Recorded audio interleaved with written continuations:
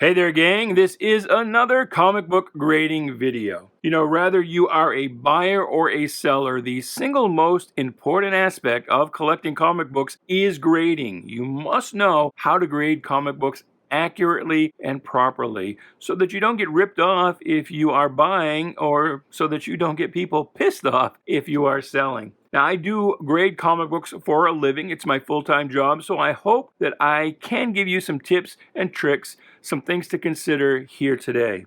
We will be looking at this stack of Superman comic books from the mid-60s, so hey, even if you don't need any help with grading, I hope maybe you'll at least have some fun looking at some cool old comic books with me. So, as I always say, stick around and have some fun. You just might learn something before we're done.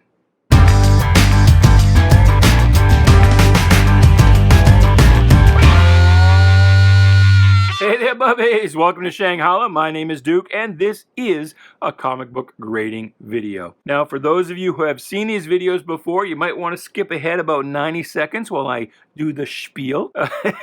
I know this gets old for some of you, but I feel like, I needed to let you know who I am and where I'm coming from. I work for a company called Vintage Comic Books, LLC. It's located in Freeport, Maine. We've got a warehouse there as well as a retail store. We do business online at two different websites. .comcomics.com is the website for the store, and then sellmycomicbooks.com is, perhaps counterintuitively, where we buy most of our books.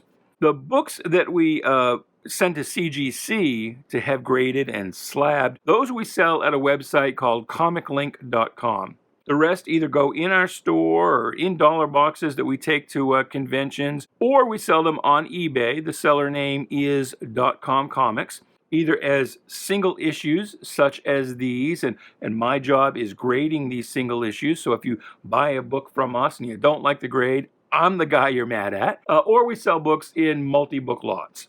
Now, I think this stack we're going to look at today it's a good primer because these are all about mid-grade. And that mid-grade area, I find, is the hardest. It's the hardest to nail down correctly, and it's also the area where you are going to get, I think, the most disputes. And not that we get a ton. If you look at the profile for .com Comics on eBay, you'll see that we've got something like 31,000 plus positive interactions, and over the last 12 months, the last time I looked, there were just 4 negative reactions. So we do okay, but you are always going to have some disputes. And as I said, in this mid-grade, that's where I find you have the most trouble. And the reason for that is, and I'm going to show you this is my Overstreet Grading guide. This is the second edition from, what year is it? 2003. But, it's the rules don't change. It is what it is.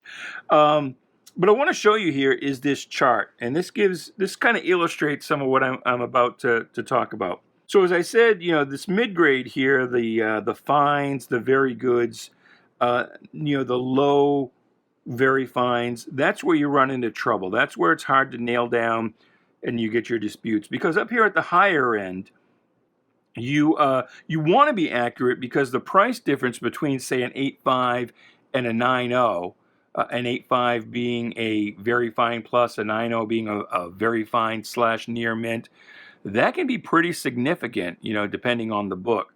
And so, people will get persnickety, but it's really, just so few defects that we're talking about that it's really just a matter of counting individual spine ticks or one little corner blunt. It's pretty easy to get this area correct. You get down here into the lower end where, let's say, a good 2.0, and according to this chart, that would be between 12 and 20 defects. At that end, you're getting people who, they're not going to beat you up, if they think it's a 3.0 and you gave it a 2.0, because the price difference is really going to be, a buck or two, a couple of bucks. And they're not buying for investment at that grade. They're just buying it just for fun to have it. I mean, really, if they just want to read the book, in most cases, they're going to get the trade paperback, or the archive collection or something like that. Although these days, with archives running, $120 for some of these omnibuses, it's almost cheaper once again to get the original issues. But I have found that since trade paperbacks and collections and things like that came along in the late 80s and into the 90s, prices on these low-end books really kind of plummeted. And that also, coincides with the rise of CGC, which really placed an emphasis on these high-grade books. But it's the mid books in here. That's where you get the people who they can't afford the high-grade stuff, they don't want the low-grade stuff, and they want to get the right price. And again, it's a matter of nailing that down because, a very fine, you're talking between 5 and 7 defects, if you follow this chart. And of course, this is subjective, right? Because, 5 or 7 spine ticks, but what if you've got nothing but one rip, What are you going to call it? It's very, very subjective art. But as you get down here into the fines and the high very goods, and it's, it's between, say, 5 and 15 defects, that's a pretty wide range where people are still looking to have a book that's nice. Because the way you really want to kind of look at it, a very fine or better book is going to look almost new. I mean, you might almost mistake it for a brand new comic book until you look at it up close. The lower end, the goods, and even into the very goods, it's, those have some wear. A mid-grade book should be, well, it should look like something that's been carefully handled.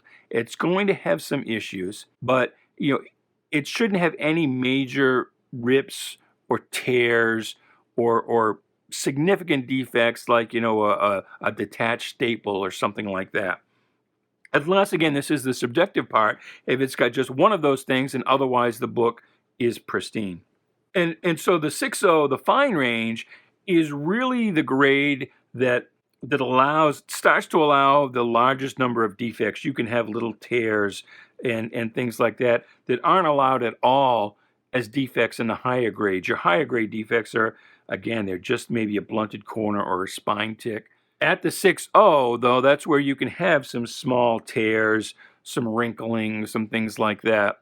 But the book should still look carefully handled. And so, again, you get this disparity between people who are counting the number of defects versus their expectations for how, nice a book should look in fine. And so, again, I find 5.0 tends to become a catch-all.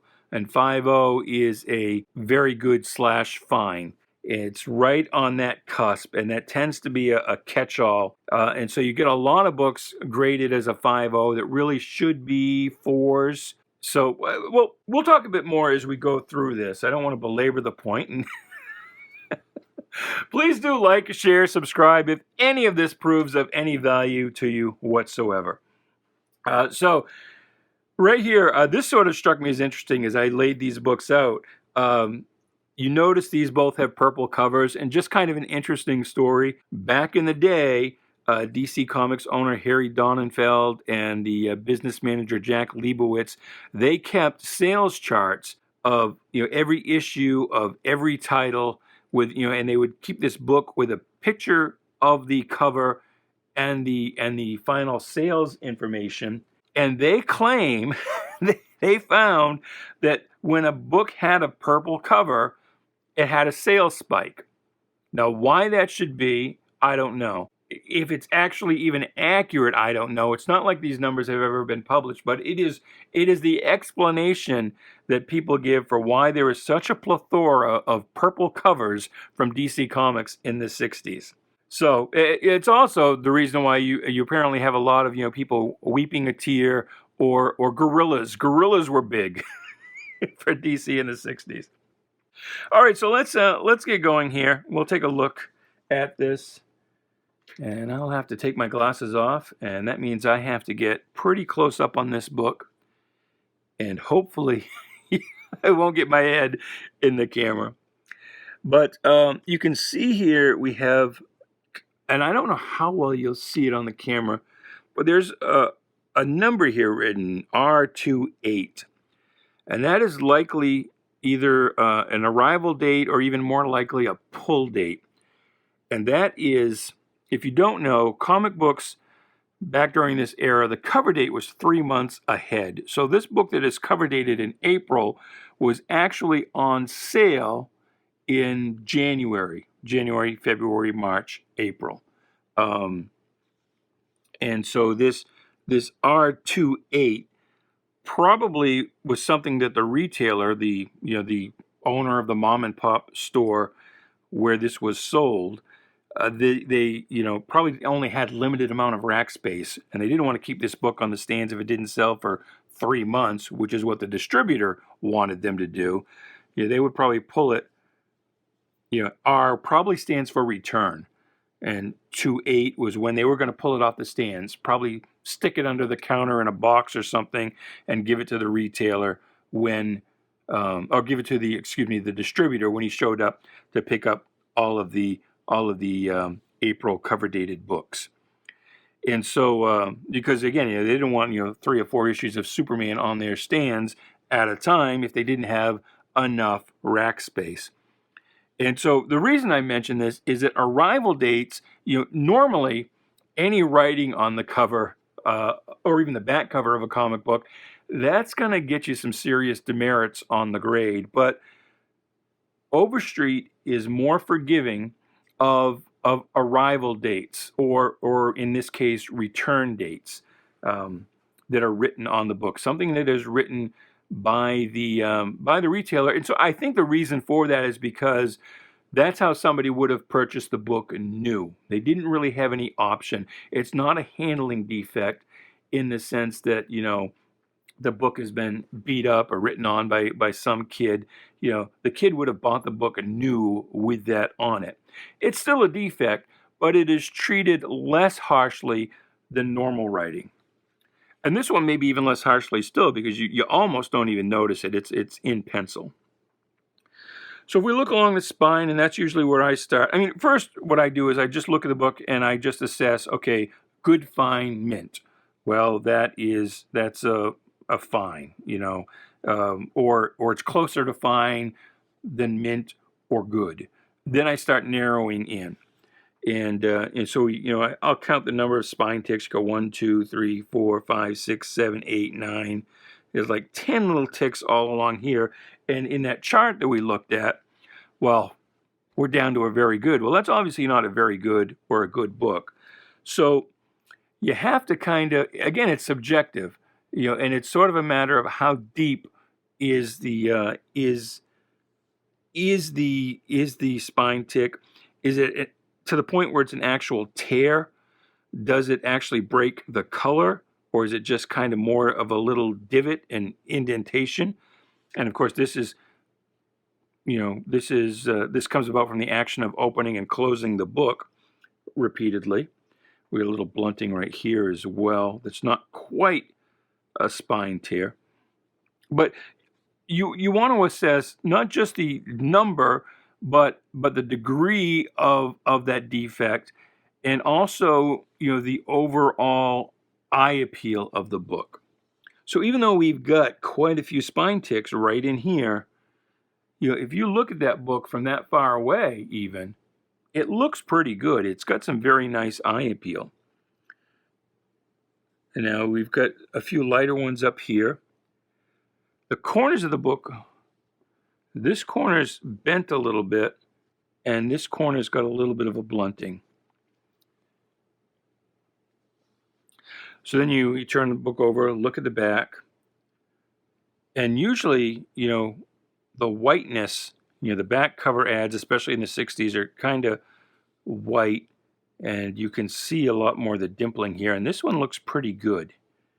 But we do have here, we can see that is in fact a small bottom spine split.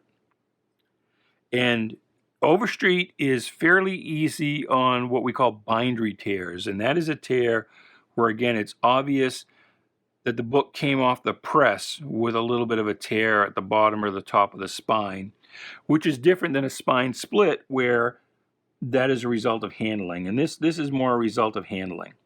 So that's a fairly significant issue right there. And these are right here. Then we want to look at the inside covers. And these are nice and white still.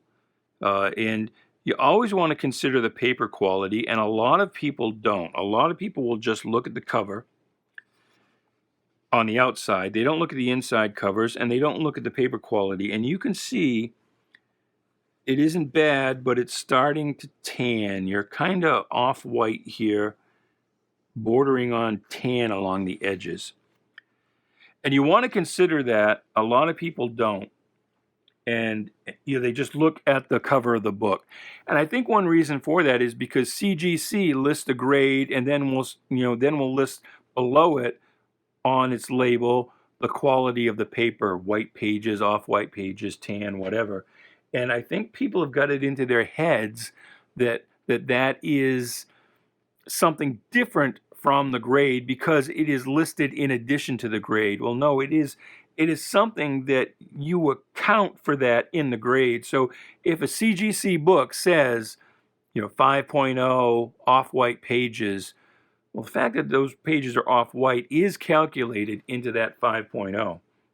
But again, when you're counting the number of defects, it's not like you're going to count the tanning on every single page. Like, that's 32 defects. It's kind of one overall. But this one, on the whole, isn't bad. You also always want to lightly kind of thumb through the book. Make sure there's nothing missing, no coupons cut. And you always want to stop off at the centerfold. And I think I passed it. You want to make sure those staples are nice and tight, that that the centerfold isn't loose. Because you want to let your buyer know that. Especially if you're selling on eBay, we do scans of the books rather than a photo, and I would advise you always buy from a seller who supplies an actual scan, not just a photograph. But if you're selling, you want to let your buyer know everything that's not readily apparent in the scan, such as spine splits that you really can't see when you give a scan of the front and the back cover, and any defects inside, such as rather the centerfold is loose or detached. In this case, there's no defects to list. And this is a pretty nice book. We do have a little tick here as well. So I am going to call this book a 6. I would have gone up to a 6.5, a fine plus, but for this fairly significant blunting up here. The bend here, somebody could press that right out and make this book look really nice. You also have some little bit of color flaking here at the bottom of the paper where the color has kind of chipped off. But like I said, I'm going to call this a 6, and that is because of just a preponderance of small things. Nice eye appeal on this book. Well, we've got a fair number of ticks right in here. We've got the return date written. We've got this blunting here on this corner, which you kind of notice right away. That bend, plus the quality of the paper, kind of tanning on the edges, and that split down here. So, I mean, that is certainly a lot more than our chart would indicate. Our chart would indicate that a fine you can have between 6 and 12, a fine 6.0, between 6 and 12 defects. Well, I mean, if we counted them up individually, we had just 10, and spine ticks of various degrees right in here. But, again, that's the subjective part of it. So I'm going to call this book a 6.0. And I would invite you, if you are not adept at grading and you have any questions, please do leave them in the comments below. If perchance you feel like you're something of an expert at grading, then take me to task. Anything that I say or do, and I say do because I had somebody just ripped me in the comments not that long ago because I opened a comic book bag and didn't fold the flap back with the tape. I just took the bag right out. But I have been collecting comic books for close to 50 years. And I think the number of times I've taken a book out of a bag and had the tape from the bag stick to the book, that's happened maybe twice. And it sucks when it does happen. And you want to be careful, when you've got a fairly expensive book. But but anyway, and the other thing too is I don't wear gloves. And some of you may be like, well, these books are going to go on eBay for 30, 40, 50 bucks maybe.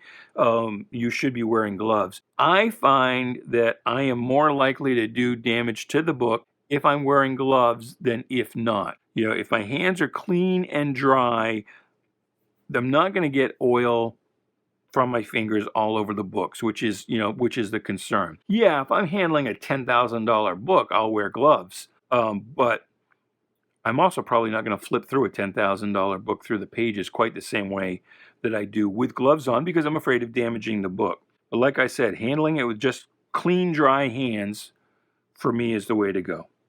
All right. Next book.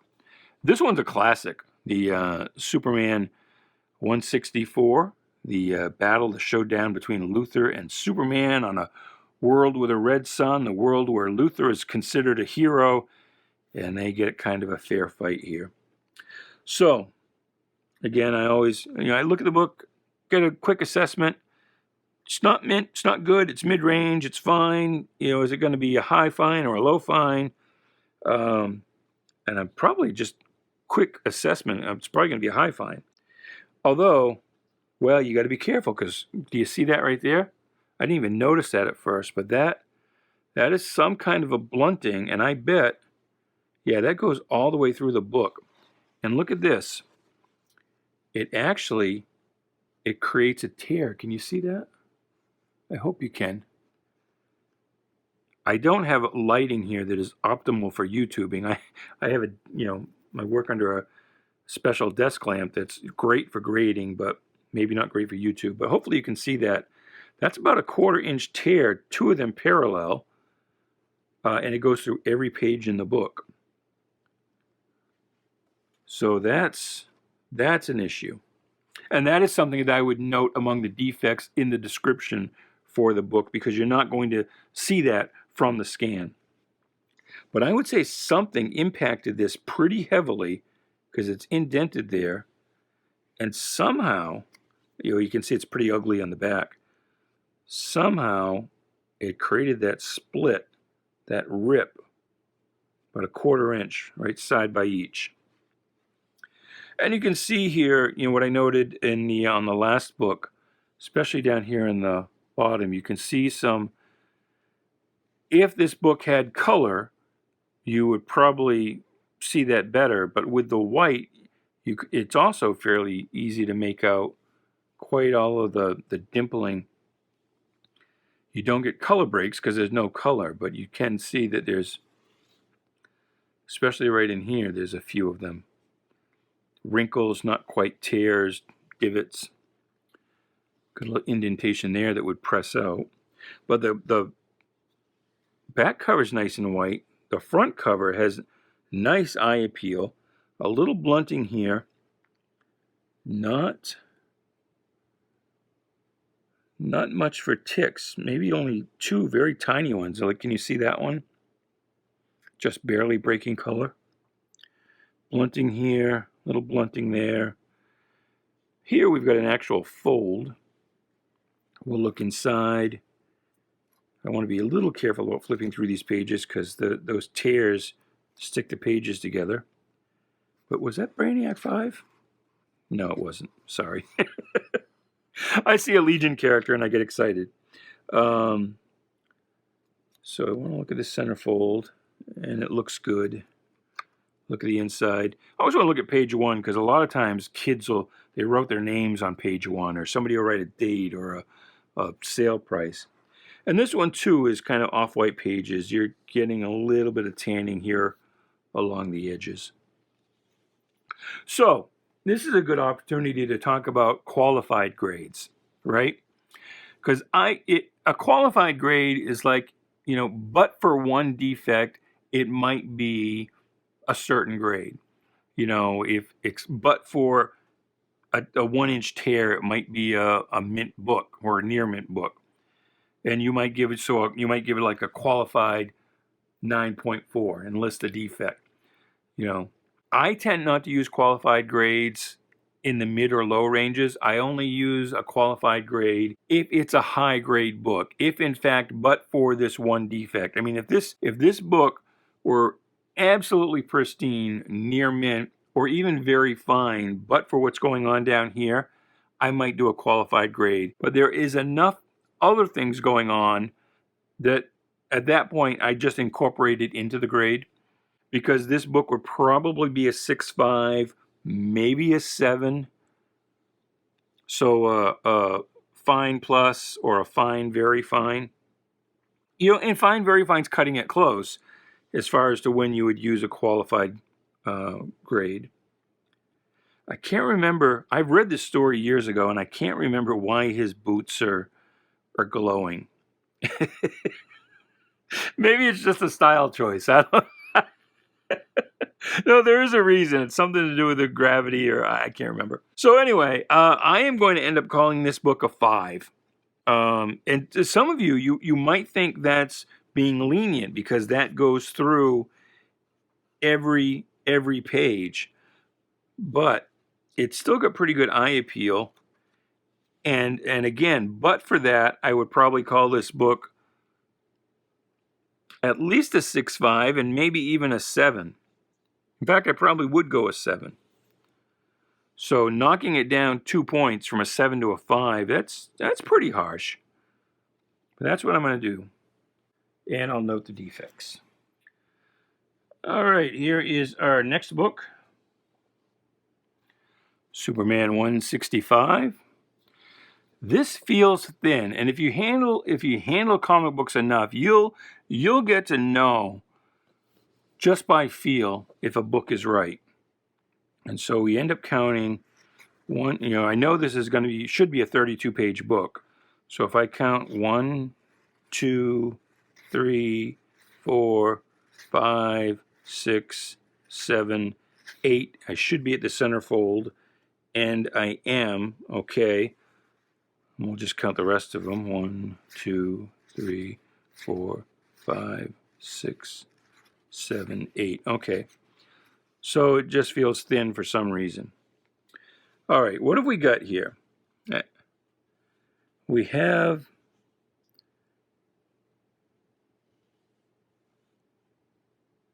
some ticks here, some fairly significant around the staple with a little bit of a bend that goes in there. This corner is blunted pretty significantly. That looks like it's been dropped on its head a couple times.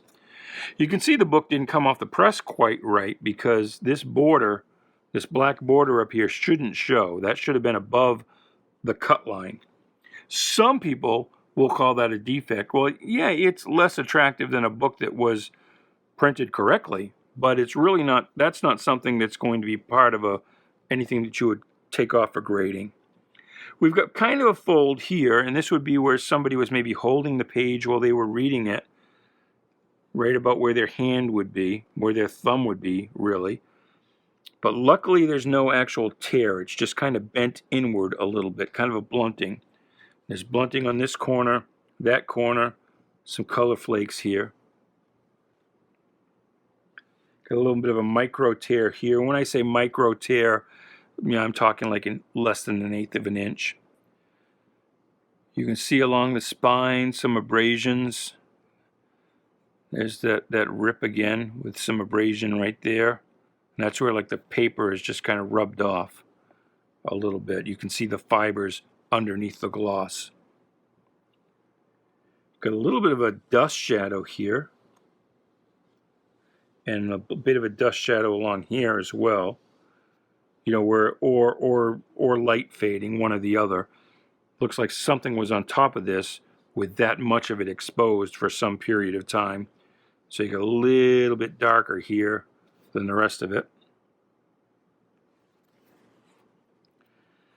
But our interior pages all look good. Some nice Kurt Swan art, probably inked by George Klein. So on this one I'm also going, well, I could go a 6.5. It doesn't have quite as nice eye appeal as the previous books we've looked at. And actually, I have to look. Is that staple detached?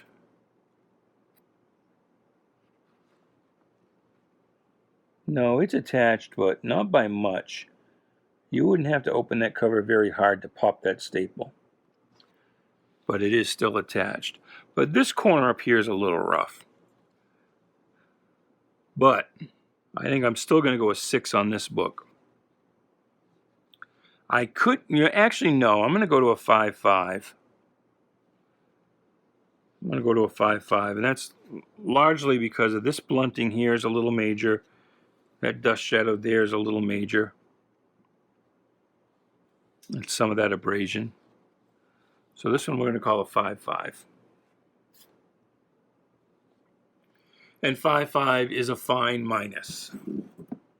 But even so, a 5.5 for a book that's, what, 60 years old? What are these? This is 1964. These books are older than me. And I know what kind of shape I'm in, so. All right, gang, I think we're going to end things right there so this video doesn't go on too long. So come back tomorrow for the rest of this grading video. And until then, goodbye, good luck, and please be good to each other.